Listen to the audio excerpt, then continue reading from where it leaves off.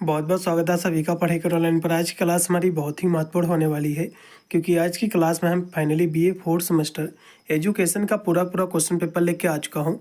ये आपका जो एजुकेशन का आपका क्वेश्चन पेपर है, ये क्वेश्चन पेपर आपका लिखित टाइप का आपका क्वेश्चन पेपर है। जिस भी विश्वविद्यालय में आपकी लिखित की परीक्षा होगी, रिटन का आपका एग्जाम होगा, तो इन सभी विश्वविद्यालय के लिए बहुत ही महत्वपूर्ण साबित होगा ये पूरा क्वेश्चन पेपर। इसमें कि जितने भी क्वेश्चन है, मैं पिछले 3 साल के प्रश्नों को या फिर पेपरों को मैंने जो है एनालाइज किया, उसी के आधार पर जो इस क्वेश्चन पेपर, इस मॉडल पेपर को मैंने क्रिएट किया हुआ हूँ। इसमें के प्रत्येक प्रश्न बहुत ही महत्वपूर्ण है और साथ में इसके मैं आंसर भी कराता चल रहा हूँ, जिससे आपको कहीं पर भी जो है इसके आंसर भी ढूंढने की आवश्यकता नहीं पड़ेगी और इस 16 क्वेश्चन पेपर के माध्यम से अपने एग्जाम में आप अच्छे नंबर प्राप्त कर सकते हो। एजुकेशन के हम पेपर की बात कर ले तो पेपर का आपका नेम क्या रहेगा, तो इसमें पेपर का आपको देख लीजिएगा, psychological perspectives of education paper का आपका टाइटल रहेगा, पेपर का आपका नाम रहेगा। इसमें आपका साइकोलॉजी से संबंधित आपके क्वेश्चन आपके रहेंगे। अधिकतर 2 घंटा आपका समय दिया जाएगा। पूरा का पूरा पेपर आपका 75 नंबर का आयोजित कराया जाएगा सभी विश्वविद्यालय में। चलेगा, बहुत ही तीव्र गति से प्रश्नों पर हम चर्चा करेंगे, इसलिए जो भी विद्यार्थी हमारे चैनल पर फर्स्ट मिनट कर रहा है, वीडियो को लाइक करेगा, साथ में हमारे चैनल को भी सब्सक्राइब करेगा, क्योंकि मेरे चैनल पर बीए बीएससी के ऑल सेमेस्टर के एग्जाम की तैयारी कराता हूँ, जिसकी मदद से अपने एग्जाम में आप अच्छे नंबर प्राप्त कर सकते हैं।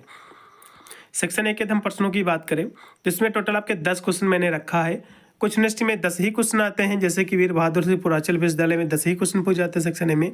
डॉक्टर राम मनोहर लोहिया यूनिवर्सिटी में भी 10 ही आते हैं। सीसीएसई में 5 क्वेश्चन आपके पूछे जाते हैं। महाराजा सुहेलदेव विश्वविद्यालय आजमगढ़ में जो कि पड़ता है, उसमें भी 10 ही क्वेश्चन आते हैं। राज्यो भैया स्टेट विश्वविद्यालय, इसमें 5 क्वेश्चन आपके सेक्शन ए में आते हैं। क्वेश्चन चाहे जितने आए सेक्शन ए में, प्रत्येक प्रश्न को उत्तर देना अनिवार्य रहता है, क्योंकि कोई भी इसमें आपका एक्स्ट्रा प्रश्न आपका नहीं रहता है। चलेगा, बहुत ही तीव्र गति से हम प्रश्नों पर चर्चा करेंगे। इसका पहला क्वेश्चन देखिएगा कि what is mean of psychology, यानी जो है मनोविज्ञान का अर्थ क्या होता है। क्वेश्चन काफी महत्वपूर्ण है। तो मनोविज्ञान का अर्थ क्या है, ये क्वेश्चन एग्जाम में सेम टू सेम फंसेगा। फिर अगला क्वेश्चन देखिएगा कि what is the meaning of educational जो है साइकोलॉजी, यानी जो है शिक्षा मनोविज्ञान क्या है। पहला क्वेश्चन आपके एग्जाम में फंसेगा कि जो है मनोविज्ञान किसे कहते हैं, इसका अर्थ क्या है। उसके बाद पूछेगा कि जो है शिक्षा मनोविज्ञान का अर्थ बताइए। ये दोनों क्वेश्चन बहुत ही महत्वपूर्ण है। फिर तीसरा क्वेश्चन देखिएगा कि what do you understand by development, यानी जो विकास से आप क्या समझते हैं। ये भी क्वेश्चन काफी महत्वपूर्ण है। फिर अगला क्वेश्चन आपका है 4 नंबर। आप चाहे तो इन सभी प्रश्नों का जो है अपने सीरीज या बुक में भी आप जो है लगाकर टिक आप इनको तैयार कर सकते हैं, नहीं तो मैं इसके आंसर तो बताता चल ही रहा हूँ। आप सभी हम प्रश्नों को देख रहे हैं, बाद में इसके आंसर भी हम प्रोवाइड कर रहे हैं। फिर अगला क्वेश्चन आपका है जो कि है 4 नंबर कि what is the meaning of learning, यानी जो है अधिगम। लर्निंग का मतलब होता है सीखना, सीखने से आप क्या समझते हैं, जिसको हम अधिगम भी कहते हैं। तो लर्निंग क्या है। इसके बाद अगला क्वेश्चन आपका दिया कि मूल जो है प्रावर्त किसे कहते हैं। क्वेश्चन काफी महत्वपूर्ण है। फिर अगला क्वेश्चन आपका इसमें दिया जो कि है आपका 6 नंबर कि व्हाट इज मोटिवेशन। मोटिवेशन क्या है, जिसको हम अभिप्रेरणा कहते हैं। इन सभी प्रश्नों को उत्तर भी हम देखेंगे। सबसे पहले मनोविज्ञान होता क्या है, इसके बारे में थोड़ा सा अध्ययन करेंगे। मनोविज्ञान की हम बात करें साइकोलॉजी की, तो साइकोलॉजी क्या है, ये मन और जो है व्यवहार का एक वैज्ञानिक अध्ययन है, उसका एक स्टडी है, और जिसमें जो है मानव और उसकी मानव की जो अमानवीय जो व्यवहार है, अमानवीय मतलब होता है मानव के इसमें व्यवहार भी आ जाएंगे और अमानवीय व्यवहार दोनों आ जाएंगे, और उसके चेतन और अचेतन व्यवहार मनुष्य के 2 प्रकार के होते हैं। एक होता है व्यवहारिक होता है, एक होता है अव्यवहारिक होता है। एक मानवीय होता है, एक अमानवीय व्यवहार। तो मनोविज्ञान में जो है व्यक्ति के अच्छे भी जो है व्यवहारों को अध्ययन करते हैं, साथ में उसके बुरे व्यवहारों का भी हम अध्ययन करते हैं, और ये दोनों तरह की घटनाओं और जो है मानसिक क्रियाओं इसमें जो है शामिल होती हैं। इस तरह से इसकी परिभाषा आपको लिखना है। विस्तार से हम मनोविज्ञान की बात करें तो मनोविज्ञान एक ऐसा विज्ञान है जो मानव के मन और व्यवहार का जो है अध्ययन करता है, इसी को हम मनोविज्ञान कहते हैं। इतनी परिभाषा आपको तैयार करना है। फिर अगला क्वेश्चन देखेंगे आपकी स्क्रीन पे आज का, जो कि मनोविज्ञान की ही डिफिनेशन है, जो कि क्रो एंड क्रो ने बहुत ही सुंदर शब्दों में इसकी परिभाषा दिया है। उन्होंने कहा है कि मनोविज्ञान जो है मानव व्यवहार और मानव के जो संबंधों का एक अध्ययन है। ये क्रो ने जो है मनोविज्ञान की परिभाषा दिया। फिर वुडवर्थ ने भी इसकी परिभाषा अपने शब्दों में बहुत ही अच्छी दी हुई है। ये कहते हैं कि मनोविज्ञान जो है वातावरण के संबंधों में व्यक्तियों की जो क्रियाएं होती है, इसी का वैज्ञानिक अध्ययन है, इसी को हम मनोविज्ञान कहते हैं। तो इन परिभाषाओं को आपको रट लेना है, जो कि एग्जाम में फंसेंगे। चलिएगा, अब शिक्षा मनोविज्ञान क्या है, एजुकेशनल जो है साइकोलॉजी क्या है, क्वेश्चन काफी महत्वपूर्ण है। तो ये भी जो है मनोविज्ञान की ही एक शाखा है। शिक्षा मनोविज्ञान क्या है, ये मनोविज्ञान की एक शाखा है, उसकी एक ब्रांच है, जो शिक्षा और जो है सीखने की प्रक्रिया, शिक्षण विधियाँ, छात्रों के व्यवहार का अध्ययन करती है, ताकि शिक्षा को जो है और बेहतर बनाया जा सके। इसी को हम शिक्षा मनोविज्ञान कहते हैं। शिक्षा मनोविज्ञान क्या है? ये मनोविज्ञान की ही एक शाखा है जो शिक्षा और सीखने की जो प्रक्रिया होती है, जो लर्न ठीक है, जो इसकी प्रोसेस होती है लर्निंग की, और जो शिक्षण जो विधियाँ होती हैं और छात्रों के व्यवहार का इसमें अध्ययन जो है करती है, ताकि शिक्षा को जो है बेहतर तरीके से जो है उसको बनाया जा सके, उसमें सुधार किया जा सके। इसी को हम शिक्षा मनोविज्ञान कहते हैं। इतनी परिभाषा आपको लिखना है। और भी इसके आगे परिभाषा लिखी हुई है शिक्षा मनोविज्ञान की, कि शिक्षा मनोविज्ञान जो है मनोविज्ञान की एक शाखा, उसकी ब्रांच है जो शिक्षा के क्षेत्र में मानव का व्यवहार का जो है अध्ययन करती है और जो है विशेषकर सीखने की जो प्रक्रिया, शिक्षण विधियाँ, छात्रों के विकास से संबंधित मुद्दों पर जो है ध्यान केंद्रित करती है। इसी को हम जो है शिक्षा मनोविज्ञान कहते हैं। इतना आपको लिख देना है। और शिक्षा मनोविज्ञान के क्षेत्र भी एग्जाम में पूछते हैं कि शिक्षा मनोविज्ञान के क्षेत्र क्या हैं। तो इसमें जो है बहुत सारे इसके क्षेत्र, जैसे कि जो है सीखने की प्रक्रिया, तो शिक्षा मनोविज्ञान जो कि सीखने के सिद्धांतों, उसकी विधियाँ और कारकों का जो है ये जो है अध्ययन करता है और जो है सीखने की जो सीखने को जो है प्रभावित भी जो है ये करते हैं। फिर इसमें शिक्षण विधियाँ, एक तो सीखने की प्रक्रिया होगी, दूसरी होगी शिक्षण विधियाँ। या जो है विभिन्न शिक्षण विधियों की जो है प्रभावशीलता का जो है मूल्यांकन करता है और शिक्षकों को जो है बेहतर शिक्षण रणनीतियों को जो है विकसित करने में जो है मदद करता है। शिक्षण विद्या का मतलब होता है जो टीचर होते हैं उसको बेहतर, उसका जो रवैया होता है, फिर कह सकते हो पढ़ाने का, जो उसमें जो है कला विकसित करने में जो है काफ़ी महत्वपूर्ण रोल जो है निभाती है ये शिक्षण विधियाँ, जिसकी मदद से जो शिक्षण होता है, जो टीचर होता है, वो एक कह सकते हो विद्यार्थियों को एक अच्छे अनुकूलन के हिसाब से जो है पढ़ाता है, जिससे विद्यार्थियों को जो है समझ में आता है। अगला भी देखिएगा छात्रों का व्यवहार। तो यह जो है छात्रों के व्यवहार, उसकी प्रेरणा और जो है व्यक्तिगत अंतरों का जो है अध्ययन करता है, ताकि जो है शिक्षक छात्रों की आवश्यकताओं के अनुसार जो शिक्षण है उसको अनुकूल जो है कर सके। मतलब छात्रों का व्यवहार का मतलब यह हुआ है कि यह जो है छात्रों के व्यवहार, छात्रों की प्रेरणा और व्यक्तिगत अंतरों का यह अध्ययन है, ताकि जो शिक्षण है जो है ये छात्रों की जो आवश्यकता के अनुसार, जो शिक्षण है, जो लर्निंग है, ये छात्र की क्या आवश्यकता है उसके अनुसार जो है शिक्षण को जो है अनुकूल जो है कर सके। इसी को हम छात्रों का व्यवहार कहते हैं। ठीक है, चलिए अगला क्वेश्चन देखिएगा कि डेवलपमेंट किसे कहते हैं? विकास कहते हैं। कि क्वेश्चन काफ़ी महत्वपूर्ण है। विकास की जब भी बात आती है तो विकास का मतलब होता है डेवलपमेंट, जिसको हम इंग्लिश में कहते हैं। तो पहले से स्थिति में आपके जो सुधार हुआ हो, चाहे आपकी आर्थिक स्थिति में हो, चाहे आपकी किसी भी क्षेत्र में हो, इसी को हम विकास कहते हैं। किसी चीज़ में सुधार, यही आपका विकास कहलाता है। सुधार हो या फिर प्रगति हो या फिर वृद्धि हुआ हो, पहले से आपकी चाहे आय में वृद्धि हुई हो, इसी को हम विकास कहते हैं। तथा इसकी परिभाषा बहुत ही सुंदर लिखी हुई है कि विकास का अर्थ होता है किसी चीज़ में सुधार और प्रगति या जो है वृद्धि, चाहे वह जो है व्यक्ति में हो वृद्धि, या फिर जो है समाज में कोई सुधार हुआ हो, या फिर उसमें प्रगति हुई हो, या फिर जो है समाज के लोगों में हुई हो, या फिर जो है समाज के जो लोग हैं उसकी जो अर्थव्यवस्था है, जो उसकी इकोनॉमिक्स है, चाहे उसमें कोई सुधार हुआ हो, फिर उसमें प्रगति हुई हो, या फिर उसमें कोई वृद्धि हुई है, चाहे रुपया पैसे से लेकर हुई हो, या किसी भी जो है क्षेत्र में हुआ हो, इसी को हम विकास कहते हैं। और शिक्षा विकास के लिए जो है बहुत ही महत्वपूर्ण साधन है। शिक्षा जो है विकास को आगे बढ़ाने के लिए, विकास को जो है कहीं ना कहीं देखा जाए कि उसमें एक जो है प्रगति लाने के लिए, उसमें सुधार करने के लिए विकास में काफ़ी रोल प्ले करती है शिक्षा, क्योंकि यह जो है ज्ञान, कौशल और क्षमता जो है प्रदान करती है, जो लोगों को जो है बेहतर जीवन जीने और समाज में जो है योगदान करने में जो है मदद करती है। इस तरह से इसकी भी आपको जो परिभाषा लिख देना है। कोई भी क्वेश्चन आपको रटना नहीं है, केवल क्वेश्चन को आपको बेस समझ लेना है कि इसके अंतर्गत हमको लिखना क्या है, बस आप बनाकर लिखा होगे, कोई भी दिक्कत नहीं, पूरे के पूरे नंबर आपको मिलेंगे। चलिए अगला क्वेश्चन देखिएगा। इसी में आपकी शिक्षा की अवधारणा भी यहाँ से दी हुई है कि शिक्षा की अवधारणा क्या है, विकास की, सॉरी शिक्षा नहीं दी हुई है, विकास की अवधारणा क्या है, डेवलपमेंट की अवधारणा क्या है। एग्जाम में क्वेश्चन ये भी पूछ सकता है। तो विकास एक जो है व्यापक अवधारणा है जो किसी चीज़ में जो है सकारात्मक परिवर्तन या उन्नति को जो है दर्शाता है। विकास क्या है? किसी चीज़ में प्रगति, उसमें जो है उन्नति को, एक सकारात्मक जो है परिवर्तन या फिर जो उन्नति को ही दर्शाता है। और यह केवल जो है आर्थिक विकास तक सीमित नहीं है। ये जो विकास होता है, जो डेवलपमेंट होता है, आर्थिक तक सीमित नहीं है, बल्कि ये जो है सामाजिक भी हो सकती है विकास, सांस्कृतिक विकास भी हो सकता है, और राजनीतिक विकास भी हो सकता है, और व्यक्तिगत विकास भी ये हो सकता है। चलेगा। अब शिक्षा और विकास का संबंध क्या है? क्वेश्चन एग्जाम में ज़्यादातर एक क्वेश्चन पूछता है कि शिक्षा और विकास का क्या संबंध है।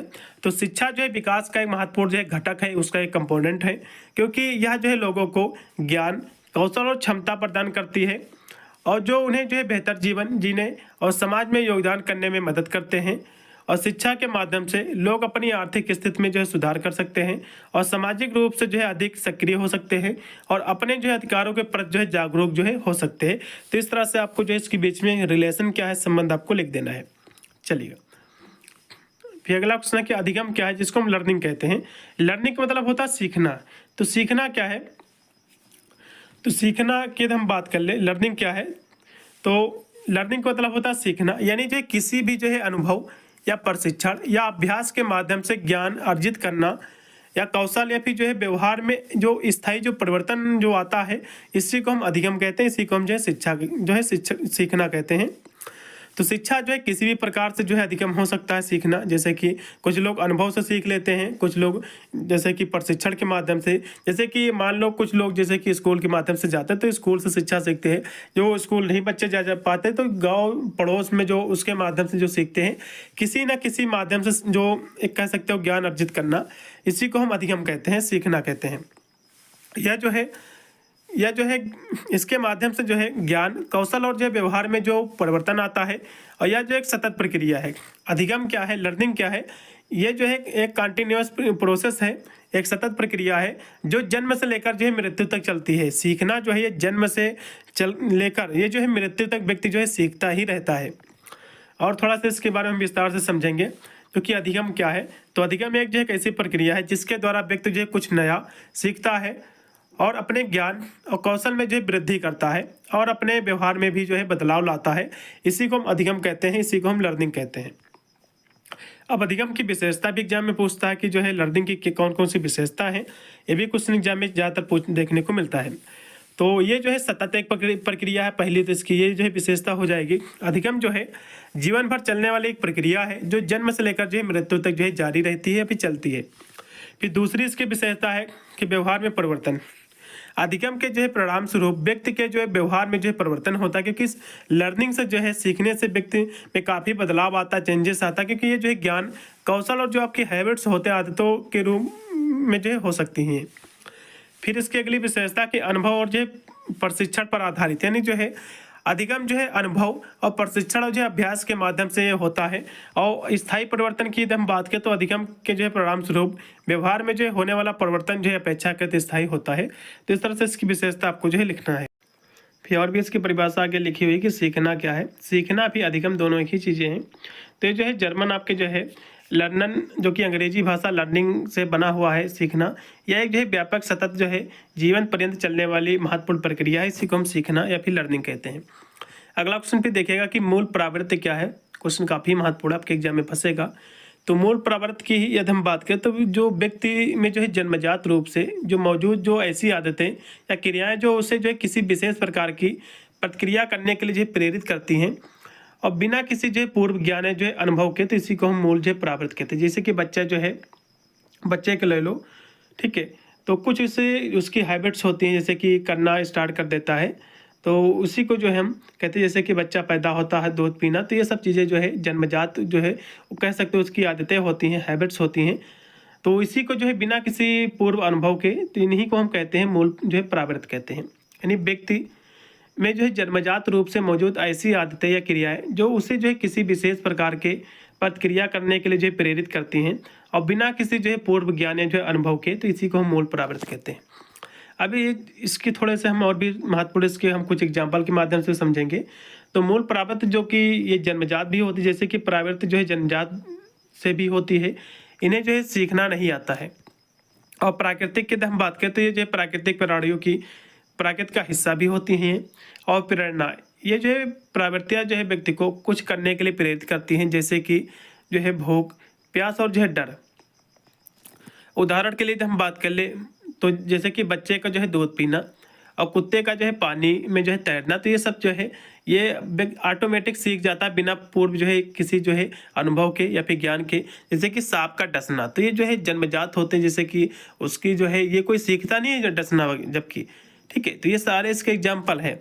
तो मूल प्रवृत्ति क्या है, तो मूल प्रवृत्ति आप कहोगे कि व्यक्ति की जो है जन्मजात से जो उसमें जो आदतें होती हैं, जो क्रियाएं करता है, चाहे व्यक्ति हो फिर जानवर हो, इसी को हम मूल प्रवृत्ति कहते हैं। चलिए अगला क्वेश्चन फिर देखिएगा। अभिप्रेरणा क्या है, जिसको हम इंग्लिश में मोटिवेशन कहते हैं। अभिप्रेरणा जिसको हम इंग्लिश में जो है मोटिवेशन कहते हैं। तो मोटिवेशन की परिभाषा सभी को पता होगा, कोई भी विशेष बताने की आवश्यकता नहीं है। मोटिवेशन का मतलब होता है किसी व्यक्ति के लक्ष्य की ओर जो है बढ़ने के लिए उसे जो है प्रेरित करना, उसी को हम मोटिवेशन कहते हैं। और यह जो एक आंतरिक शक्ति है और जो हमें जो है काम करने के लिए प्रेरित करती है। और प्रेरणा को जो है अभिप्रेरणा को जो है प्रेरणा भी जो है कहा जाता है। तो इस तरह से इसकी परिभाषा आपको लिख देना है। अब कुछ इसकी मोटिवेशन के बारे में कुछ महत्वपूर्ण बिंदु हैं या फिर इसके आप विशेषता भी कह सकते हैं। तो प्रेरणा जो कि मोटिवेशन जो है दो तरह की होती है। एक होती है आंतरिक मोटिवेशन होती है, एक होती है बाहरी, एक्सटर्नल और आपकी जो है इंटरनल होती है। अब प्रेरणा के पीछे जो है कई कारण हो सकते हैं, जैसे कि शारीरिक आपके जो है कष्टों को जो है कम करना, आनंद को जो है ज़्यादा करना, खाना, आराम करना, वांछित वस्तुएं, रुचि, लक्ष्य, आदर्श, ये सब चीज़ें क्या है, कई तरह के जो है मोटिवेशन ही हो सकते हैं कई क्षेत्रों में। फिर आपकी मोटिवेशन की जड़ में जो है कुछ अस्पष्ट कारण भी हो सकते हैं, जैसे कि जो है स्वार्थ, नैतिकता, अनैतिकता, ये सब चीज़ें हो सकती हैं। और जो है प्रेरणा से जो है व्यक्ति का व्यवहार, लक्ष्य जो है ये जो है निर्देशित होता है कि व्यक्ति को करना क्या है। तो एक कह सकते हो एक सोर्स के हिसाब से काम करता है, एक पावर के हिसाब से मोटिवेशन काम करता है। आप मोटिवेशन की वीडियो देखोगे तो आपको कुछ करने की इच्छा में जो है रुचि ज़्यादा आपको लगेगी। अब प्रेरणा जो है प्राणी में जो है ऊर्जा परिवर्तनीय लाती है। जो मोटिवेशन होता है ये प्राणी में जो है ऊर्जा का काम करती है, एनर्जी का काम करती है। और प्रेरणा एक जो है ऐसी प्रक्रिया है जिसमें किसी क्रिया कार्य को आरंभ करने, उसको जारी रखने और जो है नियमित करने की प्रक्रिया इसमें जो है शामिल होती है। अब अगला क्वेश्चन इसमें आपका है कि what is the meaning of individual जो है डिफरेंसेस क्या होते हैं, जिसको हम व्यक्तिगत भिन्नता कहते हैं। तो व्यक्तिगत भिन्नता बहुत प्रकार के होते हैं, जैसे कि कुछ व्यक्ति जो है छोटे होते हैं, कुछ बड़े होते हैं, कुछ जो है रंग में परिवर्तन, जैसे कुछ काले होते हैं, कुछ भूरे होते हैं, कुछ किस तरह से होते हैं, गोरे होते हैं। तो बहुत सारी भिन्नताएं पाई जाती हैं। और कुछ जो है पढ़ने में तेज होते हैं, कुछ जो है मंद बुद्धि के बालक होते हैं। तो इस तरह की जो है बहुत सारी भिन्नताएं पाई जाती हैं। और इसके हम बात करें दूसरे क्वेश्चन की, तो what is the meaning of special child, जिसको हम विशिष्ट बालक कहते हैं, किसे कहते हैं। फिर मेंटल हेल्थ क्या है, क्वेश्चन बहुत ही महत्वपूर्ण है, व्हाट इज मेंटल है आपका हेल्थ क्या है। फिर अगला क्वेश्चन आपका है 10 नंबर कि what is meaning of adjustment, जिसको हम समायोजन कहते हैं। तो इन सभी क्वेश्चनों को हम आंसर भी देखेंगे यहाँ से, चलेगा। थोड़ा उससे पहले आपको बताने का प्रयास करूंगा, यदि हमारे चैनल पर आप फर्स्ट टाइम विजिट कर रहे हैं तो वीडियो को लाइक करके हमारे चैनल को भी सब्सक्राइब कर लेना, क्योंकि मैं चैनल पे बीए बेसिक के ऑल सेमेस्टर की तैयारी कराता हूं, जिसकी मदद से अपने एग्जाम में आप अच्छे नंबर प्राप्त कर सकते हैं। और मैंने इसी पर मैंने आपके ऑल सब्जेक्ट का जो है मॉडल पेपर मैंने इसी पर मैंने सॉल्व किया है। आप मेरा मॉडल पेपर ही सॉल्व देख के जाते हो तो आपको एग्जाम में किसी भी प्रकार की प्रॉब्लम नहीं होगी। आप 75 नंबर का पेपर आपका आता है, 65 से 70 नंबर का तो आपका मेरे एक मॉडल पेपर से ही कवर हो जाएगा। चलेगा। इसका अगला क्वेश्चन देखिएगा कि व्यक्तिगत जो है भिन्नताएं क्या होती है, इसके बारे में थोड़ा सा हम चर्चा करेंगे। तो इंडिविजुअल जो डिफरेंसेस होता है, इसका अर्थ होता है कि हर व्यक्ति में जो है शारीरिक और मानसिक और संवेगात्मक और सामाजिक विशेषता जो है एक दूसरे से भिन्न होती हैं। क्योंकि जो समाज में जो व्यक्ति होते हैं, कुछ का शरीर किस तरह का होता है, कुछ लंबा होता है, कुछ किस तरह का होता है, कुछ मोटा होता है। सभी की जो शारीरिक बनावट भी डिफरेंट होती है, उसकी मानसिक स्थिति जो होती है वो भी अलग अलग होती है और संवेगात्मक भी अलग होती है। सामाजिक उसकी जो विशेषताएं होती है, उसका रवैया क्या है समाज के प्रति, तो ये भी जो है अलग होता है। तो इसी को हम व्यक्तिगत भिन्नता कहते हैं। विस्तार से तो इसकी हम बात कर लें तो व्यक्तिगत भिन्नता का अर्थ होता है किन्हीं दो व्यक्तियों के बीच जो है शारीरिक, मानसिक और संवेगात्मक और सामाजिक विशेषताओं में अंतर पाना, जो डिफरेंस होता है, इसी को हम व्यक्तिगत भिन्नता कहते हैं। उदाहरण के लिए हम बात करें तो जैसे कि शारीरिक, तो कुछ लोग जो है लंबे होते हैं, कुछ जो है छोटे होते हैं और कुछ जो है बलवान होते हैं, जो कुछ कह सकते हो शक्तिशाली होते हैं, बहादुर होते हैं, ठीक है, और कुछ जो है कमज़ोर होते हैं। और यदि हम बात कर ले, मानसिक के एग्जाम्पल की बात करें तो कुछ लोग जो है तेज बुद्धि वाले होते हैं, जल्दी उनको समझ में आ जाता है। कुछ जो है सामान्य बुद्धि वाले होते हैं, कुछ मंद बुद्धि के बालक होते हैं। तो सारी जो है व्यक्तिगत जो है भिन्नताएं होती है। संवेगात्मक की बात कर ले तो कुछ लोग जो है जल्दी गुस्सा हो जाते हैं, कुछ लोग जो है शांत स्वभाव के होते हैं।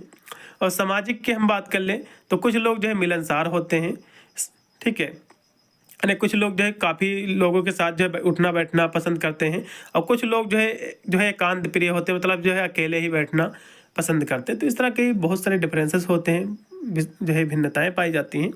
आपको बनाकर लिख देना, कोई ज़्यादा क्वेश्चन कठिन नहीं, मैं केवल क्वेश्चन का बेस में आपको केवल समझाने का प्रयास कर रहा हूँ कि आपको लिखना क्या है इसके अंतर्गत आपको। इसके हम महत्व की बात कर ले व्यक्तिगत भिन्नता के, तो व्यक्तिगत भिन्नता का जो है ज्ञान शिक्षक, माता पिता और अन्य जो है लोगों को बच्चों की शिक्षा विकास में मदद करने के लिए जो है ये आवश्यक है। चलेगा। अब स्पेशल जो है चाइल्ड क्या होते हैं, इसको हम विशिष्ट बालक कहते हैं।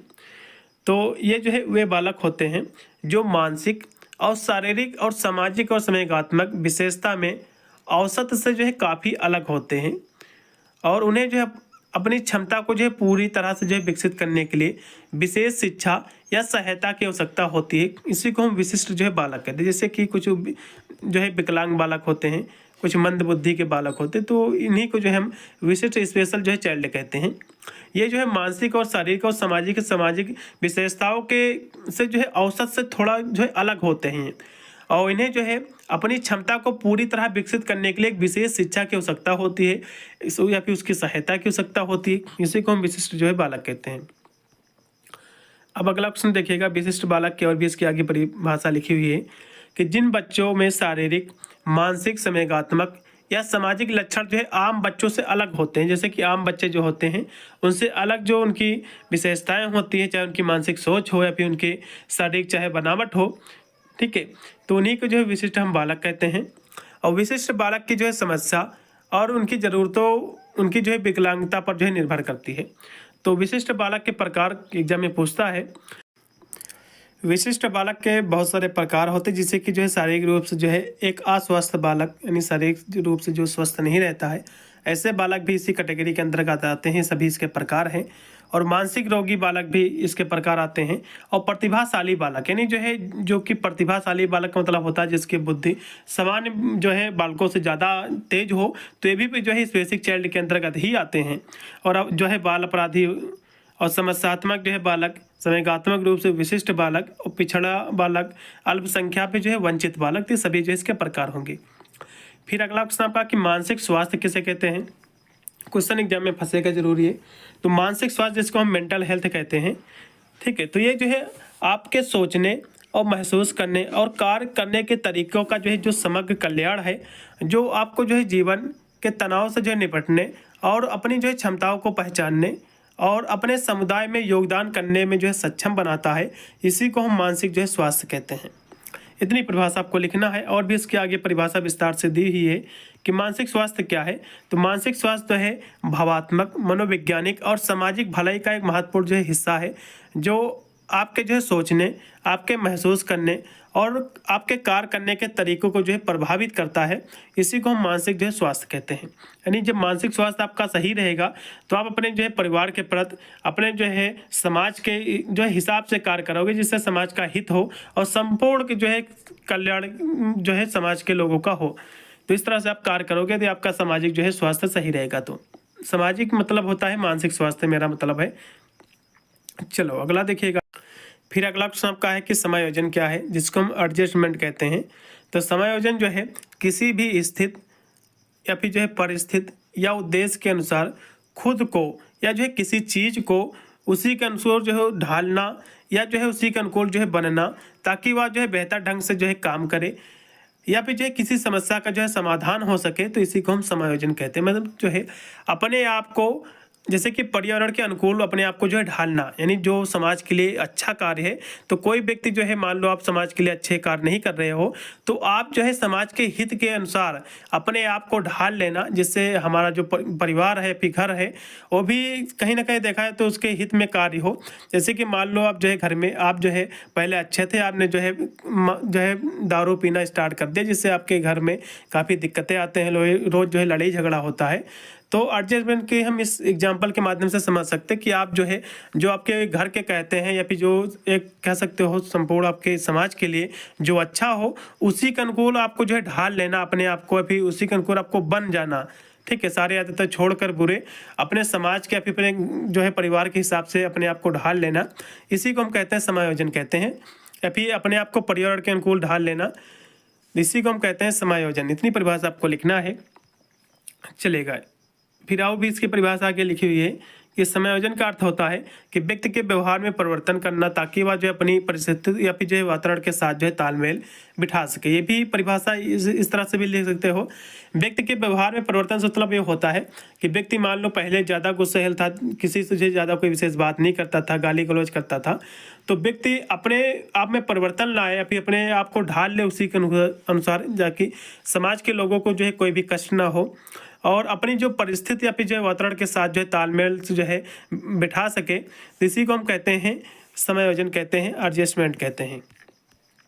अब अगला क्वेश्चन और भी इसकी परिभाषा दी हुई है कि समायोजन जो कि दो शब्दों से मिलकर बना हुआ है, सम प्लस जो है आयोजन। सम का मतलब होता है अच्छी तरह फिर जो है भली भात या फिर जो है समान रूप से, और आयोजन का मतलब होता है कि जो है आयोजन का अर्थ क्या होता है, अच्छी तरह से व्यवस्थित उसकी करना, यानी व्यवस्था करना, अर्थात जो है अच्छी तरह से व्यवस्थित करना, इसी को हम समायोजन कहते हैं। समायोजन का अर्थ है कि परिस्थितियों को जो है अच्छे तरीके से जो है व्यवस्थित करना या फिर उसके अनुकूल बनने की प्रक्रिया, जिससे व्यक्ति की जो है जो आवश्यकताएं हैं और पूरी हो सके और मानसिक जो है द्वंद्व उत्पन्न ना हो, इसी को हम समायोजन कहते हैं। और समायोजन एक जो है सहयोगी सामाजिक जो है प्रक्रिया है, और समायोजन जो है समाज में किसी व्यक्ति या समूह को, जो समूह है उसको जोड़ने की जो है प्रक्रिया है ये, या जो है संघर्ष में सहयोग की ओर जो है पहला कदम है। जब दो भी जो है विरोधी पक्ष प्रतिस्पर्धा या फिर जो है संघर्ष को समाप्त कर सहयोग करना चाहते हैं, तो इसलिए जो है सबसे पहले वे एक दूसरे के साथ जो है समायोजन करते हैं, इसी को हम समायोजन कहते हैं। मान लो दो कोई पक्ष हैं विरोधी एक दूसरे के, तो सबसे पहले क्या करते हैं, समायोजन बनाते हैं जिससे उसको समाप्त किया जा सके, प्रतिस्पर्धा जो है उसको समाप्त किया जा सके, संघर्ष को।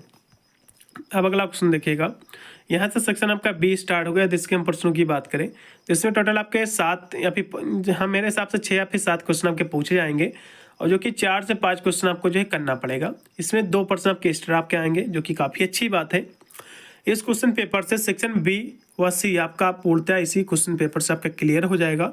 और सेक्शन ए की हम बात करें तो हो सकता है 1 क्वेश्चन या फिर 2 क्वेश्चन अलग से पूछे, नहीं तो यदि आपके विश्वविद्यालय में 5 क्वेश्चन पूछे जाएंगे तो मैं गारंटी के साथ कह सकता हूँ पूरा का पूरा पेपर आपका इन्हीं से फंसेगा। चलेगा, इनके प्रश्नों को देखिएगा सेक्शन बी के। इसका पहला क्वेश्चन आपका है कि what are the methods of study of educational जो है साइकोलॉजी, मतलब जो है शैक्षिक मनोविज्ञान के अध्ययन की कौन कौन सी विधियां हैं आपको बताना है। फिर अगला क्वेश्चन आपका है कि ग्रोथ एंड जो है डेवलपमेंट क्या है, विकास और वृद्धि, इसकी जो वेरिएट स्टेट क्या होती हैं, इसकी जो अवस्थाएं क्या है भी आपको बताना है। फिर यहाँ से हम देखेंगे सबसे पहले कि शैक्षिक मनोविज्ञान है क्या, इसके अध्ययन की विधियाँ क्या हैं। तो शैक्षिक जो कि एजुकेशन जो साइकोलॉजी है, इसके अध्ययन की बहुत सारी विधियाँ हैं, जैसे कि अवलोकन विधि। अवलोकन विधि आपके एग्जाम में पूछा जा सकता है। एक होती है प्रयोगात्मक विधि, एक होती है केस स्टडी विधि, और चौथी होती है प्रश्नात्मक विधि। तो ये सभी इसकी विधियाँ हैं शैक्षिक मनोविज्ञान की अध्ययन की। तो सबसे पहले ऑब्जर्वेशन मेथड क्या है, जिसको हम अवलोकन विधि कहते हैं। तो यह जो है विधि सीखने और व्यवहार का अध्ययन करने के लिए जो है छात्रों के व्यवहार का प्रत्यक्ष जो है अवलोकन करती है, इसी को हम अवलोकन विधि कहते हैं।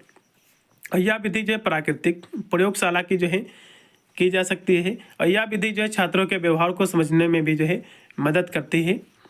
फिर इसकी दूसरी विधि है, फिर अगली इसकी जो है मेथड है एक्सपेरिमेंटल मेथड, यानी जिसको हम प्रयोगात्मक विधि कहते हैं। तो यह विधि जो है सीखने व्यवहार पर जो है विभिन्न कारकों के प्रभाव का अध्ययन करने के लिए जो है प्रयोगों का जो उपयोग ये करती है। और यह विधि जो है नियंत्रित परिस्थितियों में जो है की जाती है। और यह विधि जो है कारण प्रभाव संबंध स्थापित करने में भी जो है मदद करती है, हेल्प करती है। फिर अगली इसकी विधि है केस स्टडी विधि। तो यह जो है विधि किसी विशेष व्यक्ति समूह या फिर जो घटना का गहन जो है यह अध्ययन करती है। केस स्टडी का मतलब क्या होता है, केस क्या होता है, किसी समूह या घटना का गहन अध्ययन करना, इसी को केस स्टडी हम कहते हैं। यह विधि जो है जटिल परिस्थितियों या जो है व्यवहार के बारे में गहन जानकारी प्रदान करती है। यह विधि जो है व्यक्तिगत अंतरों को समझने में भी जो है काफ़ी मदद करती है। फिर इसकी लास्ट की मेथड है कि जो है प्रश्नावली विधि, जिसको हम जो है क्वेश्चनरी मेथड भी कह सकते हैं, क्वेश्चनर। तो यह विधि जो है छात्रों, शिक्षकों और अभिभावक से जो है जानकारी प्राप्त करने के लिए जो है एक प्रश्नावली का जो उपयोग करती है।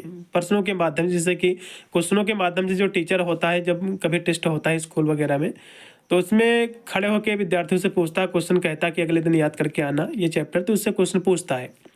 तो इससे जो है व्यक्ति के बारे में जो है जानकारी मिलती है कि व्यक्ति कितना बुद्धिमान है, कौन कौन से क्वेश्चन ने याद किया है। तो इससे जो है जानकारी मिलती है उससे। और यह विधि जो है बड़ी संख्या में लोगों के डेटा एकत्र करने में भी जानकारी को कह सकते हैं मदद करती है। ये जो विधि है ये जो लोगों को जो डेटा है कि व्यक्ति कितना चाहे किसी भी क्षेत्र में हो कितना बुद्धिमान है, तो उसका जो है एक डेटा भी जो है इसका एक स्वरूप एकत्र करने में मदद करता है। और यह विधि जो है छात्रों की राय उसके दृष्टिकोण को समझने में भी जो है काफ़ी मदद करती है। अन्य भी इसकी बहुत सारी विधियाँ जैसे कि आत्मनिरीक्षण विधि। आत्मनिरीक्षण का मतलब होता है व्यक्ति स्वयं के विचारों भावनाओं और अनुभव का जो है निरीक्षण करता है इसमें। एक होती है जो है साक्षात्कार जो है विधि, जिसको इंटरव्यू हम मेथड करते हैं। इंटरव्यू जैसे कि व्यक्ति इसमें क्या होता है, एक व्यक्ति जो है क्वेश्चन पूछता है, दूसरा व्यक्ति उसका जो आंसर देता है, यानी व्यक्ति से सीधे जो प्रश्न पूछकर जानकारी प्राप्त करना इंटरव्यू मेथड होती है। विकासात्मक व्यक्ति जिसको हम डेवलपमेंटल जो है मेथड कहते हैं, तो विकास के विभिन्न चरणों में जो है बच्चे के व्यवहार का अध्ययन इसमें करते हैं।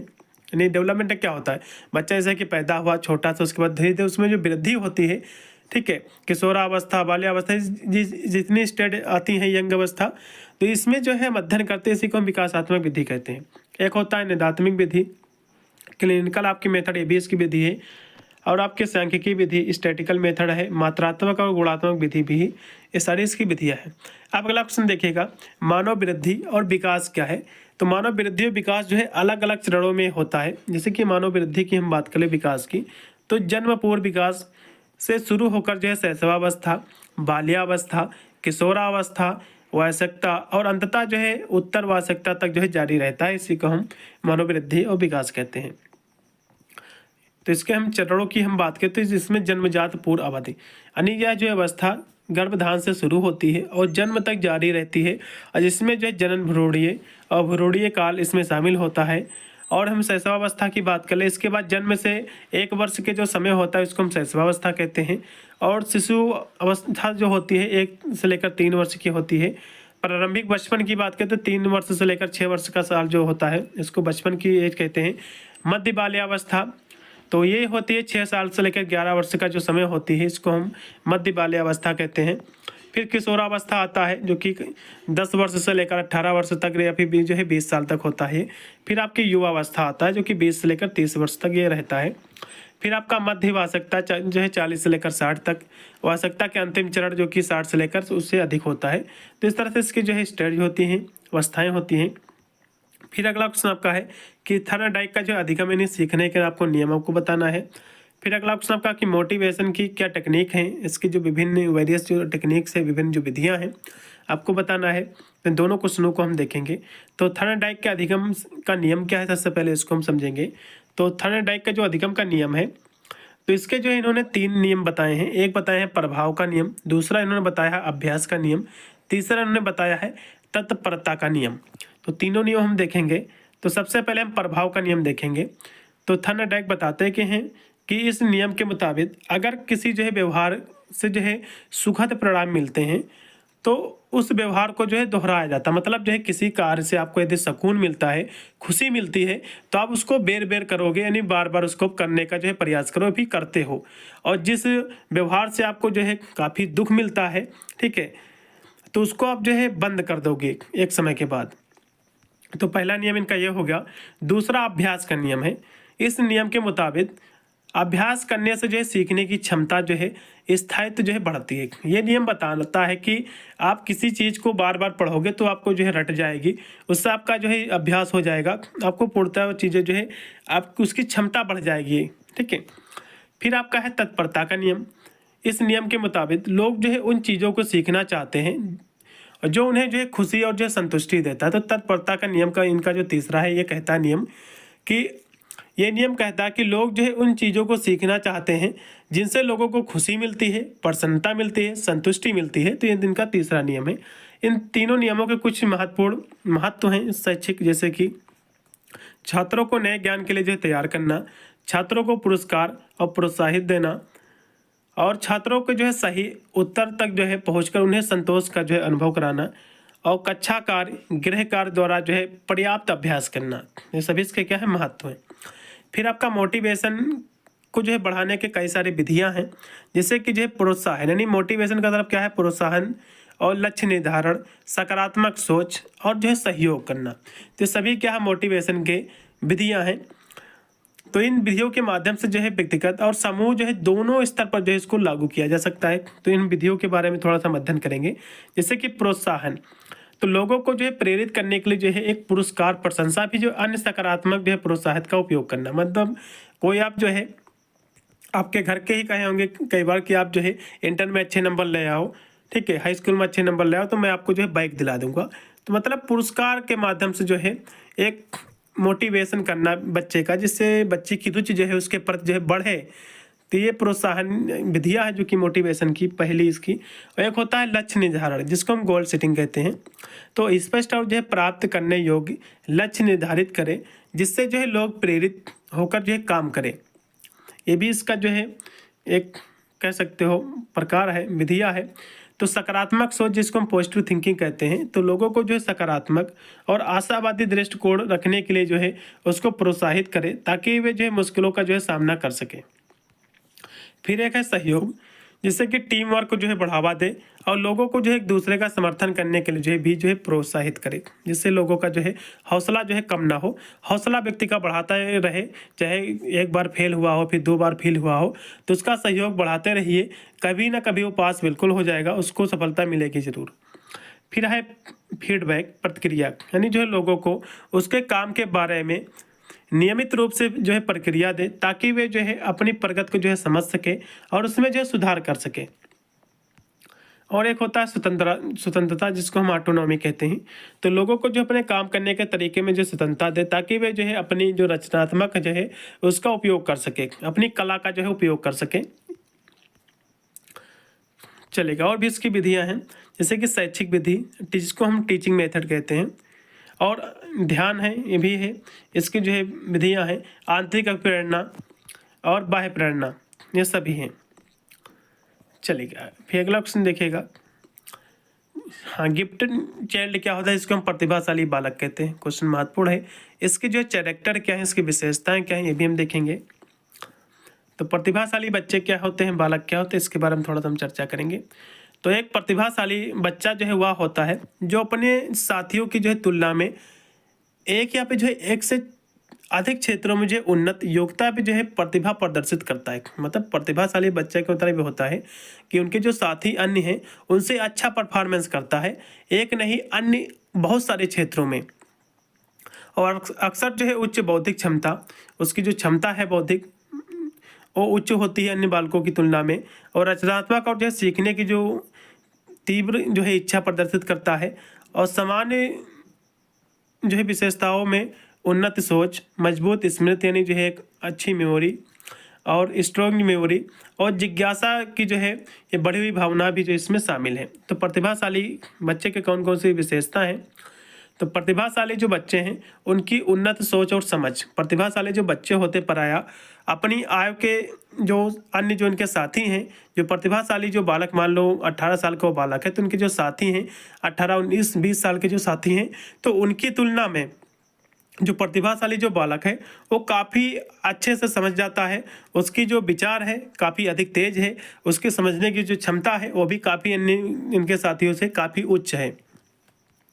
मजबूत स्मृति की हम बात कर ले इसकी विशेषता की, तो प्रतिभाशाली जो बालक होते हैं उनकी जो मेमोरी होती है बहुत ही स्ट्रांग होती है अन्य बालकों की तुलना में। और तीव्र गति से सीखना, तो प्रतिभाशाली जो बच्चे होते हैं ये जो है शीघ्र सीख जाते हैं, उनको जल्दी समझ में आ जाता है अन्य विद्यार्थियों की तुलना में। और उन्नत समस्या समाधान कौशल, वे जो है समस्याओं को सुलझाने और रचनात्मक जो है समाधान ढूंढने में माहिर होते हैं। स्पेसिफिक चाइल्ड जो होते हैं अपनी समस्या का समाधान बहुत ही जल्दी ढूंढ लेते हैं, जबकि अन्य जो सामान्य बालक होते हैं वे काफ़ी जो है परेशान रहते हैं, समस्या को ढूंढने में काफ़ी उनको समय लगता है। फिर इसमें अगला भी जो है विशेषता है इसकी कि गहन ध्यान और जो एकाग्रता, वे लंबे समय तक जो है ध्यान और एकाग्रता जो है बनाए रख सकते हैं, विशेष रूप से जो है तब जब वे जो है किसी एक चीज़ में लगे हो और उससे जो है उनका जो है उन्हें दिलचस्प जो है लगती हो। फिर आपका है उच्च बौद्धिक जिज्ञासा, तो जो स्पेसिफिक चाइल्ड होते हैं उनकी जो है जो कह सकते हो जिज्ञासा भी जो है तीव्र होती है। और प्रारंभिक भाषा विकास, जो सभी इसकी विशेषता रहेंगी। फिर अगला क्वेश्चन आपका है कि एडजस्टमेंट की प्रक्रिया आपको समझाना है, समायोजन की प्रक्रिया का आपको समझाना है। क्वेश्चन महत्वपूर्ण है, एग्जाम में फंसेगा।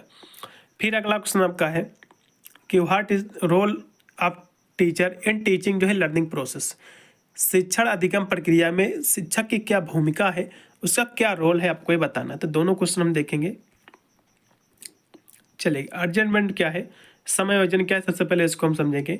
तो मनोविज्ञान में जो है परस्पर विरोधी आवश्यकताओं को जो है संतुलन करने की जो व्यवहार संबंधी जो प्रक्रिया होती है, इसी को हम समायोजन कहते हैं। मान लो कोई विरोधी दो पक्ष हैं, तो उनको जो है कह सकते हो समाधान ढूंढ ले और उनके जो है एक के अनुकूल हो जाएं, जो अच्छा हो समाज के प्रति, दोनों उसी के अनुकूल हो जाएं, इसी को हम एडजस्टमेंट कहते हैं, समायोजन कहते हैं। और इस प्रकार जो है पर्यावरण की जो है कठिनाई एवं जो है बाधाओं को जो है ध्यान में रखते हुए व्यवहार में जो परिवर्तन किए जाते हैं, उन्हीं को हम समायोजन कहते हैं। इसकी परिभाषा मैंने आगे भी कराया था, यहाँ भी हम थोड़ा लॉन्ग में करा देंगे क्योंकि क्वेश्चन आपके लॉन्ग में पूछा जाएगा। तो एडजस्टमेंट क्या है, थोड़ा तो इसके हम लॉन्ग में भी चर्चा किए ले रहे हैं। तो यह जो है एक सतत प्रक्रिया है जिसमें जो है व्यक्ति अपने आसपास के वातावरण और परिस्थितियों के साथ जो है तालमेल बिठाने के लिए जो है व्यवहार में परिवर्तन करता है, ताकि वह जो है तनाव और जो है असंतुलन से जो है बच सके, एक जो है स्थिर और संतुलन की स्थिति में जो है रह सके। इसी को हम समायोजन कहते हैं। यानी जो है समाज के प्रति अपने आप को बनाना, मतलब जो चाहे पर्यावरण के, वैसे तो सभी लोग जो है अनुकूल नहीं हैं, तो अपने जो है सभी कार्यों को पर्यावरण के अनुकूल बनाना या फिर जो है समाज के हिसाब से अपने कार्यों को करना, ताकि समाज में कोई भी जो है अस्थिरता उत्पन्न ना हो और समाज में कोई भी असंतुलन जो है एक ना बने, और जो है ताकि तनाव जो असंतुलन से जो है व्यक्ति बच सके और समाज भी बच सके। इसी को हम समायोजन कहते हैं। चलेगा, समायोजन को जो है समझने के लिए कुछ महत्वपूर्ण बिंदु हैं, जैसे कि समायोजन की आवश्यकता। तो व्यक्ति की जो है जन्मजात आवश्यकताएं और बाहरी परिस्थितियों के बीच अंतर होने पर जो है समायोजन की आवश्यकता होती है। और समायोजन की हम प्रकार की बात कर लें, इसके प्रकार भी एग्जाम में पूछा जाता है। तो इसके जो शारीरिक प्रकार, मानसिक प्रकार होता है, एक होता है सामाजिक प्रकार, और जो है भावात्मक समायोजन। ये सभी इसके क्या है प्रकार हैं। और समायोजन की प्रक्रिया क्या है, थोड़ा सा इस पर हम चर्चा करेंगे। तो समस्या की पहचान करना इसकी पहली प्रक्रिया है कि व्यक्ति को जो है पहले यह पहचानना होता है कि वह जो है किसी समस्या चुनौती का जो है सामना कर रहा है। और दूसरी इसकी प्रक्रिया की बात करें तो समाधान के लिए जो है प्रयास, व्यक्ति जो है समस्या को हल करने या जो है उससे निपटने के लिए जो विभिन्न तरीकों का जो है यह उपयोग करता है। और परिणामों का जो है मूल्यांकन, व्यक्ति यह देखता है कि उसके जो प्रयास हैं सफल हुए हैं या नहीं हुए हैं। यदि जो है नहीं है तो वह अपनी जो है रणनीति में जो है बदलाव करता है। मान लो आप जो है कोई भी आपके एग्जाम नहीं क्रैक कर रहा है, यानी हो रहा कोई एग्जाम पास नहीं हो रहे हो, तो आप उसमें कोई ना कोई चेंजेस करोगे। मतलब मेरा यही है कि कौन सा ऐसी कड़ी है जिसके कारण आपका पेपर नहीं निकल रहा है, तो उसमें आप काफ़ी चेंजेस लाओगे, काफ़ी बदलाव लाओगे। और उसमें पढ़ने के तरीके में भी बदलाव करोगे। पहले तो 2 घंटे पढ़ते थे तो आप ज़्यादा पढ़ने लगोगे, तो उसमें तरीके में आप बदलाव करते हैं। फिर अगला क्वेश्चन देखेंगे कि शिक्षण जो है अधिगम प्रक्रिया में शिक्षक की क्या भूमिका है, टीचर की क्या भूमिका है, आपको ये बताना है। तो ये क्वेश्चन भी एग्जाम में फंसेगा। तो शिक्षक की बहुत ही महत्वपूर्ण इसमें भूमिका होती है। यह जो है एक जो है मार्गदर्शन के रूप में, सुविधा प्रदाता और प्रेरणा स्रोत की रूप में जो है कार्य करता है टीचर। और जो छात्रों को जो है सीखने में मदद करता है, उसकी जो है समझ को बढ़ाता है और उन्हें जो है ज्ञान कौशल प्राप्त करने में जो है सक्षम बनाता है। काफ़ी रोल रहता है शिक्षक को जो है शिक्षण अधिगम प्रक्रिया में। इस तरह से आपको लिख देना है। शिक्षक की बहुत महत्वपूर्ण यहाँ से कुछ भूमिकाएं लिखी हुई हैं, जैसे कि सीखने के लिए जो है वातावरण जो है तैयार करना। तो शिक्षक को जो है एक ऐसा वातावरण जो है बनाना चाहिए जो सीखने के लिए जो है अनुकूल हो और जहाँ छात्र जो है स्वतंत्र रूप से जो है सोच सकें और प्रश्न पूछ सके और अपनी जो है गलतियों से जो है सीख सके। तो इसकी पहली भूमिका हो गई। दूसरी है पाठ योजना बनाना और उसको जो है क्रियान्वित करना। यानी जो है पाठ को जो है, जो शिक्षक होता है, जो टीचर होता है, उसको पाठ की योजना जो है बनानी चाहिए जो छात्रों की जो है आवश्यकता हो और उसको लक्ष्य के जो है उसके अनुरूप हो। और फिर उन्हें जो है प्रभावी ढंग से जो है क्रियान्वित करना चाहिए, सिखाना चाहिए, पढ़ाना चाहिए। फिर आपका छात्रों को जो है प्रेरित करना चाहिए। जो शिक्षक होता है, जो टीचर होता है, जो शिक्षक होता है, उसको जो छात्र होते हैं उसको प्रेरित करना चाहिए और ताकि वे जो है सीखने में जो है रुचि रखें और अपनी जो है पूरी क्षमता तक जो है ये पहुंच सके। और सीखने में जो है सहायता करना, शिक्षक को जो है छात्रों को सीखने में जो है सहायता करनी चाहिए, उन्हें जो है मार्गदर्शन देना चाहिए और उनके जो है सवालों के जो है जवाब भी जो है देना चाहिए। अब सीखने से मैं बता दूं, आप अपने ही जीवन की मैं घटना बता दूं। मैं कक्षा जब मैं 5 में था तो मुझे जो है इंग्लिश नहीं पढ़नी आती थी, ठीक है। तो मैं जो बाद में मैं सरकारी में था, तो जब मैं गवर्नमेंट जो है प्राइवेट कॉलेज में जब गया स्कूल में, तो वहाँ जो कि टीचर हमारे गाँव के ही थे इंग्लिश के, तो हमारे स्पेशल हमारे लिए ही नहीं, संपूर्ण क्लास के लिए, जो कि काफ़ी बच्चों को इंग्लिश नहीं पढ़नी आती थी, तो वे जो है उसका जो प्रोनाउंसिएशन होता था, उच्चारण जो होता था, वो हिंदी में लिखाते थे। बहुत मेहनत उन्होंने किया था और मैंने 2 महीने में ही इंग्लिश में सीख गया था, जिसके कारण मैं इंग्लिश पढ़ना जो है मात्र 2 ही महीने में जो है सीख गया था। बाद में धीरे-धीरे जो है कक्षा 7 या 8 में जो है, जो कि काफ़ी वहाँ के टीचर भी अच्छे थे, तो वे जो है घर से कहते थे कि इसका अर्थ भी तैयार करके आना, पढ़ाने के लिए भी खड़े करते थे उसका अर्थ के साथ में। तो अभी काफ़ी अच्छी मेरी इंग्लिश हो गई थी कक्षा इंटर तक। तो जो वहाँ का टीचर होता है उसको विशेषकर ध्यान देना चाहिए कि जो विद्यार्थी को कोई चीज़ नहीं आता है तो उसमें उसको कैसे सुधार किया जाए, तो इस पर भी जो है ध्यान केंद्रित करना चाहिए टीचर को।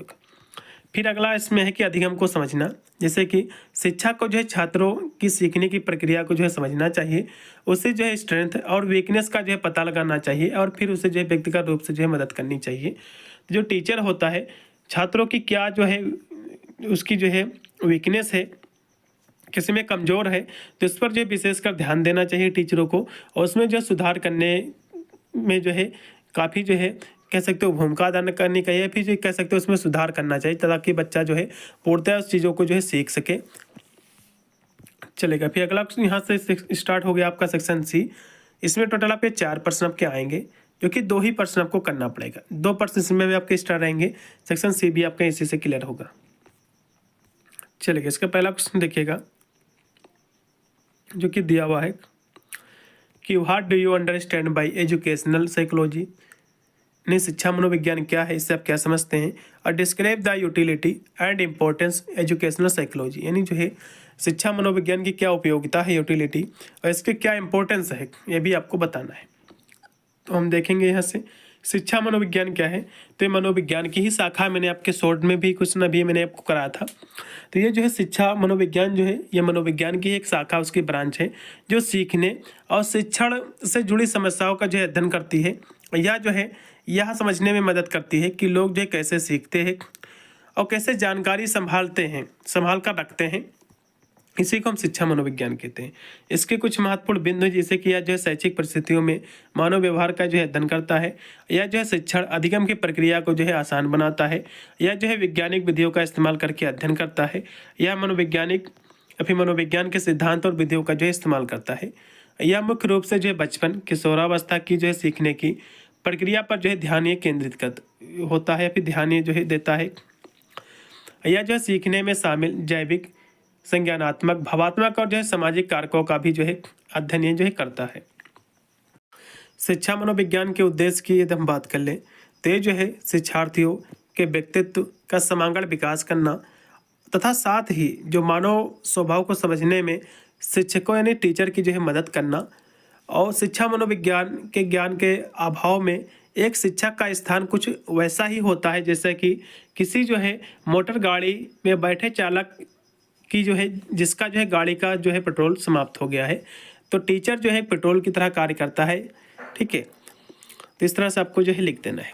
अगला क्वेश्चन देखिएगा जो कि आपका है, इसी में दिया कि शिक्षा मनोविज्ञान, जो कि यही आपका क्वेश्चन है, तो थोड़ा सा और भी इसके लॉन्ग में हम चर्चा किए ले रहे हैं।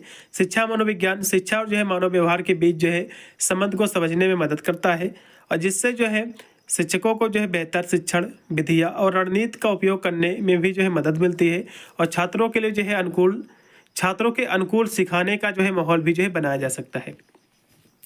इसकी बहुत सारे इसके उपयोगिता है, इसके महत्व हैं शिक्षा मनोविज्ञान की, जैसे कि सीखने की प्रक्रिया को समझना। तो शिक्षा मनोविज्ञान शिक्षकों को यह समझने में मदद करता है कि जो है छात्र कैसे सीखते हैं, उसकी सीखने की जो है शैली क्या है, और वे जो है किन कठिनाइयों का जो है सामना कर सकते हैं, और शिक्षण जो है विधियों को जो है बेहतर बनाना। तो यह जो है शिक्षकों को जो है छात्रों के व्यक्तिगत जरूरतों के अनुसार जो है शिक्षण विधियों और जो है रणनीतियों को जो है विकसित करने में मदद करता है। छात्रों के व्यवहार को समझना, यानी जो छात्रों के जो व्यवहार है ये जो शिक्षा मनोविज्ञान है, इसमें जो है शिक्षकों जो शिक्षक होते हैं, ये जो है छात्रों के व्यवहार को समझना चाहिए उनको, और जो है जिससे वे जो है कक्षाओं में बेहतर ढंग से जो है संवाद कर सकते हैं, और छात्रों की जितने भी जिज्ञासा होती हैं उसको बेहतर ढंग से जो है समाप्त करके और छात्रों के पास जो है अच्छा संबंध भी जो है ये बना सकते हैं। फिर है कठिन छात्रों से जो है निपटने में मदद करता है शिक्षा मनोविज्ञान, या जो है शिक्षकों को उन जो है छात्रों से निपटने के लिए जो है रणनीति प्रदान करता है जो कक्षा में जो है कठिनाई का सामना कर रहे हैं, या जो है किसी जो है व्यवहार संबंधी जो है उनकी समस्याएं हैं, और शैक्षिक जो है समस्याओं का समाधान। शिक्षा मनोविज्ञान जो है शिक्षकों को जो है शैक्षिक समस्याओं की पहचान करने और उसका जो है समाधान करने में भी जो है मदद करती है। फिर अगला क्वेश्चन आपका अधिगम क्या है, सीखना क्या है, और सीखने को प्रभावित करने वाले कारक क्या है लर्निंग के, ये भी क्वेश्चन एग्जाम में फंसेगा। व्यक्तिगत भिन्नता क्या है, लौट पुट के वही आपके क्वेश्चन है, तो इनको भी देखेंगे। तो दैनिक जीवन में सीखने के जो है अनेक उदाहरण दिए जा सकते हैं। सीखना क्या है, लर्निंग, तो व्यक्ति जो है जन्म से लेकर जिंदगी भर सीखता ही रहता है। तो जीवन जो है दैनिक जीवन में सीखने के अनेक सारे उदाहरण दिए जा सकते हैं। सीखना जो है मनुष्य की जो है जन्मजात प्रकृति है, और प्रतिदिन जो है व्यक्ति अपने जीवन में नए अनुभव को एकत्र करता है या फिर सीखता है, और ये नवीन जो है अनुभव व्यक्ति के व्यवहार में जो है वृद्धि तथा जो है संशोधन करते हैं। इसलिए जो है यह अनुभव तथा उसका उपयोग ही जो है सीखना या फिर जो अधिगम कहलाता है। ठीक है, इतनी परिभाषा आपको लिखना है। फिर आप कहे अधिगम की जो है कुछ महत्वपूर्ण बातें हैं मुख्य इसकी, जैसे कि सीखना एक जो है सतत प्रक्रिया है। तो सीखना जो है एक सतत प्रक्रिया जो कि जन्म से लेकर जो है मृत्यु तक जो है ये चलती है। और व्यवहार में परिवर्तन, लर्निंग से जो है व्यवहार में काफ़ी परिवर्तन आता है, और अनुभव का जो है संगठन, व्यक्ति जो है सीखते सीखते व्यक्ति को काफ़ी अनुभव हो जाता है जीवन भर में। और अधिगम की आवश्यकता, तो अधिगम की आवश्यकता भी है, जिससे कि अधिगम व्यक्ति को अपने जीवन में सफल होने और वातावरण के जो है साथ बेहतर ढंग से समायोजन होने में मदद करता है। अधिगम की विशेषताएं भी, जैसे कि प्रयास, क्रियाशीलता, अधिगम शैली, ये सभी इसकी क्या है, विशेषता है। फिर अगला क्वेश्चन आपका कि व्यक्तिगत भिन्नता का मतलब क्या है। मैंने आपको इसको पहले ही बता दिया था कि सभी व्यक्तियों में बहुत सारी भिन्नताएं पाई जाती है, जैसे कि शारीरिक भिन्नता होगी, कुछ जो है छोटा है, कुछ लंबा है, कुछ कैसा है, और मानसिक भिन्नता, जैसे कि कुछ व्यक्ति जो है तेज है, कुछ मंद बुद्धि का बालक है, कुछ सामान्य बुद्धि है जिसकी, और संवेगात्मक और सामाजिक कोई भिन्नता होती है, व्यवहारिक भिन्न विशेषता, तो सभी इसके क्या है, भिन्नता होती है व्यक्ति की। ठीक है, और शारीरिक भिन्नता, जैसे कि इसमें जो है रंग रूप, कद कैसा है उसका, उसकी बनावट कैसी है, और मानसिक भिन्नता, जैसे कि बुद्धि उसकी कितनी है, सीखने की गति उसकी कितनी है, और संवेगात्मक का मतलब होता है किस स्वभाव का है व्यक्ति, खुशी मिजाज का है, दुख मिजाज का है व्यक्ति है, ये सारी। और मानसिक यानी सामाजिक भिन्नता में, जैसे कि सामाजिक उसका व्यवहार कैसा है, समाज के प्रति दूसरे के साथ कैसा वो व्यवहार करता है। उदाहरण के लिए, जैसे कि एक व्यक्ति को जो है कला में बहुत रुचि है, हो सकती है, जबकि दूसरा व्यक्ति जो है विज्ञान में जो है रुचि रखता हो। तो सभी में जो है व्यक्ति अलग अलग भिन्नता होती है, जैसे कि कुछ विद्यार्थी जो है आर्ट से पढ़ते हैं, कुछ साइंस से पढ़ते हैं, तो सभी की भिन्नता, रुचियाँ अलग अलग होती हैं। ठीक है, और एक व्यक्ति जो है बहुत जल्दी सीख सकता है, और जबकि दूसरा व्यक्ति जो है सीखने में समय भी अधिक ले सकता है, और एक व्यक्ति जो है शांत और गंभीर हो सकता है, जबकि दूसरा व्यक्ति जो है मिलनसार और जो है हंसमुख भी हो सकता है। तो सारी भिन्नताएं होती हैं। फिर अगला क्वेश्चन आपका दिया हुआ है, लास्ट का क्वेश्चन है कि मानसिक स्वास्थ्य से आप क्या समझते हैं। मानसिक जो है स्वास्थ्य के महत्वपूर्ण, इसकी व्याख्या भी करना है, ये भी क्वेश्चन एग्जाम में फंसेगा। इसको मैंने पहले भी कराया था, लेकिन अब भी देखेंगे। मानसिक स्वास्थ्य की WHO के अनुसार हम इसकी परिभाषा देखेंगे। मानसिक जो है स्वास्थ्य, मानसिक खुशहाली की एक जो है अवस्था है जो लोगों को जो है जीवन के तनाव से निपटने और अपनी क्षमताओं को जो है पहचानने और उसको अच्छी तरह से सीखने और काम करने तथा जो है समुदाय में योगदान करने में जो है सक्षम बनाती है। इसी को हम मानसिक स्वास्थ्य कहते हैं। इतनी परिभाषा इसकी लिखना है, और भी इस पर हम थोड़ा सा चर्चा करेंगे मानसिक स्वास्थ्य पर। तो मानसिक स्वास्थ्य जो कि भावात्मक, मनोवैज्ञानिक और जो है सामाजिक भलाई की एक अवस्था है जो हमें सोचने और महसूस करने और कार्य करने में मदद करती है, और साथ ही जीवन के तनाव से निपटने में भी जो है सक्षम बनाती है। और यह हमारे जीवन के हर पहलू के लिए महत्वपूर्ण है, और इसका जो है ख्याल उतना ही जरूरी है जितना जो है शारीरिक स्वास्थ्य का है। यानी शारीरिक जो स्वास्थ्य है उतना ही जरूरी है जितना कि मानसिक स्वास्थ्य है। क्योंकि मानसिक स्वास्थ्य आपका सही होगा तो आप अच्छे कार्य करोगे, आप जो है समाज के भलाई के लिए कार्य करोगे, अपने परिवार की अच्छाई के लिए कार्य करोगे। और मानसिक स्वास्थ्य के बहुत सारे इसके महत्व हैं, जैसे कि जीवन की गुणवत्ता। तो मानसिक स्वास्थ्य जो कि अच्छा मानसिक स्वास्थ्य हमें जो है बेहतर तरीके से जीने और सामाजिक जो है मेल जोल बढ़ाने और तनाव को जो है बेहतर ढंग से प्रतिबंध करने में जो है मदद करता है और तनाव से निपटना। तो हमें जो है जीवन में कठिन समय से जो है निपटने के लिए जो है अधिक लचीला और जो है बेहतर ढंग से तैयार करने में जो है मदद करता है। फिर अगला है उत्पादकता। मानसिक जो स्वास्थ्य है हमारी सोच, सीखने और कार्य करने की क्षमता को जो है प्रभावित करता है। संबंध की हम बात कर ले तो मानसिक स्वास्थ्य यदि आपका सही होगा तो आप अपने परिवार के पास जो है अच्छा बिहेवियर करोगे, अच्छा व्यवहार करोगे, समुदाय के प्रति करोगे, अपने दोस्त जो है उसमें अच्छा आपका रिलेशन रहेगा, अच्छा रिश्ता रहेगा। और जो है जीवन स्वस्थ जीवन यानी जो है मानसिक स्वास्थ्य शारीरिक स्वास्थ्य के साथ जो है जुड़ा होता है और जो है एक दूसरे को जो है प्रभावित करते हैं। फिर लास्ट की आपकी खुशी और संतुष्टि। मानसिक रूप से स्वस्थ व्यक्ति जीवन का आनंद लेते हैं या फिर लेने और जो संतुष्टि प्राप्त करने में जो सक्षम होते हैं। तो मानसिक स्वास्थ्य काफ़ी ज़रूरी होता है हर एक क्षेत्र में, आपको समाज के प्रति अच्छा कार्य करने के लिए, अपने परिवार के प्रति अच्छा कार्य करने के लिए और अपने दोस्तों को साथ अच्छा तालमेल बिठाने के लिए। तो इस तरह से आपको लिखना है। पूरे मैंने क्वेश्चनों का आंसर प्रोवाइड कर दिया है। इसी प्रकार मैंने अन्य सब्जेक्ट ऑल सब्जेक्ट का मॉडल पेपर मैंने सॉल्व कर दिया है। इंपॉर्टेंट क्वेश्चन आंसर का भी वीडियो मैंने प्रोवाइड कर रखा है। महासंग्राम क्लासें कराई हैं, आप जाकर प्लेलिस्ट आपको जरूर वॉच करना है। प्लेलिस्ट का लिंक मैं डिस्क्रिप्शन में दे दूंगा, आप जाकर जरूर आपको वॉच कर लेना है। मिलता हूँ वीडियो के लिए, तब तक सभी को thank you for watching this video.